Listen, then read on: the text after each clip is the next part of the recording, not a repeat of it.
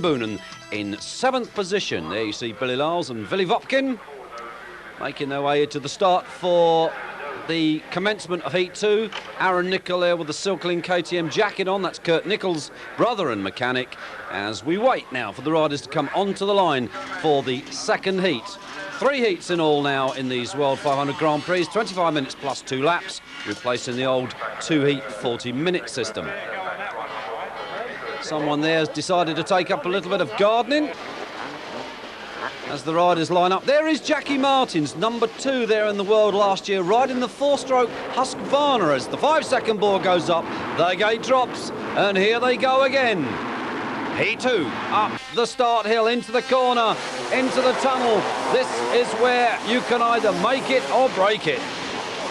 Into that first right-hand corner, which has traditionally always been a popular place with the crowd, as you do tend to get 1 or 2 riders falling over each other. It's Lyles that leads, Jobay in 2nd, through the whoops. Lyles, that looked like Warren Edwards in 3rd, the apprenticed Action Workshop young rider coming up from last year's 250 ranks into this year's 500 ranks. As we look at the rest of the team go through,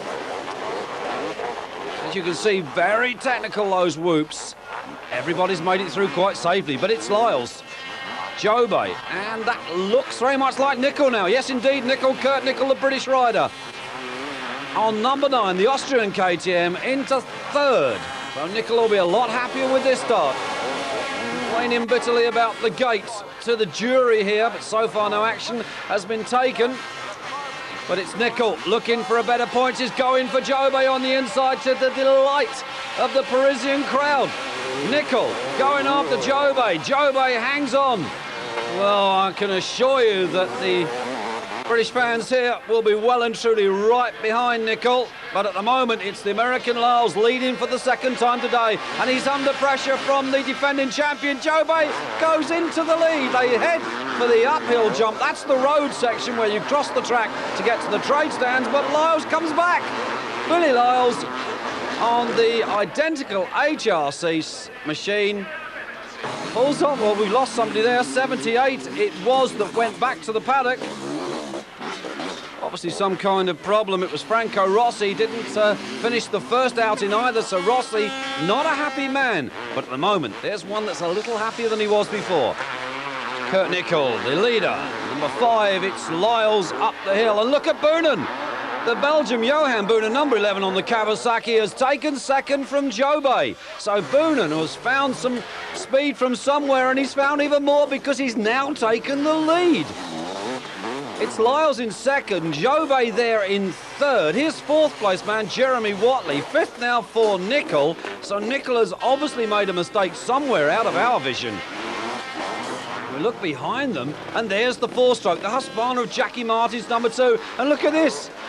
There is a young man that's really setting everybody alight.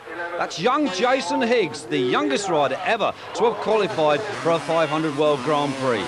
Did it 2 weeks ago at the tender age of 18 on that day.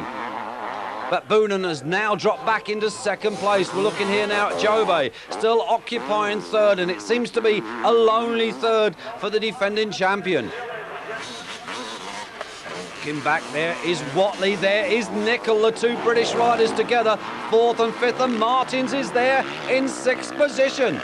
Jackie Martins, what a sensational ride on the 4-stroke. So the checkered flag went out, and it's a kiss from Rebecca to Billy. 20 points, a hug from the Johnson's backers, and there you are, the top 3. It's Lyles, Boonen and Jobay. Well, the interesting thing also is that young Jason Higgs finished 15th and scored just the 1 point. The question now is he the youngest point scorer ever in a 500 Grand Prix? Well, Heat 2, we see the results here. Billy Lyles picks up another 20 points. Boonen picks up 17. Jobay picks up 15.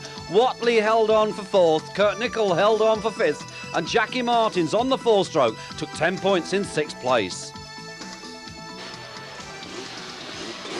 And they come down onto the line then for the third and final heat of the day. Martin's there having just a little bit of a problem getting that Husqvarna fired up. Not unusual for four-strokes to be a bit difficult to start, but certainly Martin's a former KTM rider last year when he finished second in the World Class Championship, and now on four-strokes. Maybe this will be the last year that we see Jackie in the 500cc Championship. Let's hope not, because certainly today he's debuting the four-stroke and doing a wonderful job of it. 30-second board, the 5-second board spins around. Lyles, you see the back of him there, number 5. The gate will drop. It does. There's Jobay on the inside. Number 1, they go up that hill into that first corner, and it's a brave cameraman that stands there. Through they go, fourth gear. A great big handful on these 500s. They really are motoring, and it's Lyles. Goes into the whoops in the lead for the third time. Jobay in second for the third time. There was Boonen behind that group in about 6. Well, they're all safety through, and look at this. It's Anstey, the bike sport Honda rider. Mervyn Anstey, the Brit, gone into the lead. He came from nowhere through the back part of the circuit, and he's taken the run in at the moment, but I'm sure Lyles won't let him stay there for too long, and he doesn't. Lyles goes into the lead. Anstey now into second, but still a great start from the young Mervyn Anstey from Ringwood in Hampshire. Anstey, as I say, on the bike sport Honda. Really, he's a privateer more so than a factory rider now for Anstey. And sadly, David Thorpe, suffering with that back injury picked up a few weeks ago, retiring here from Heat 3. 56 also goes back to the paddock with him. That's Eric Delanoy, and another retirement here. It looks like 78. If that's the case, it's Franco Rossi. Well, Rossi's not had the best of Hawkstone Parks here this year. And look at Martins. Where did he come from on the four-stroke? Martins has gone into the lead. Now, how many years is it since you saw a four-stroke lead in a 500 World Class Championship race? Unbelievable stuff.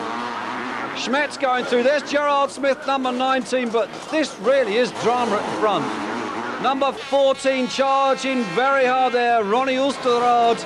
And here is Lyles. Where's the four-stroke? There he is. Martins has got Jobay behind him. And there is Nicol in fourth. Kurt Nicol just not seem to be able to get on the pace today. He's going as quick as everybody else, but just doesn't seem to have that little bit extra to get past. But fourth position, can't be too unhappy with that. There's Schmetz, number 17 on that very distinctive blue Honda. Looking back through the park, there is Jeremy Watley, number 12.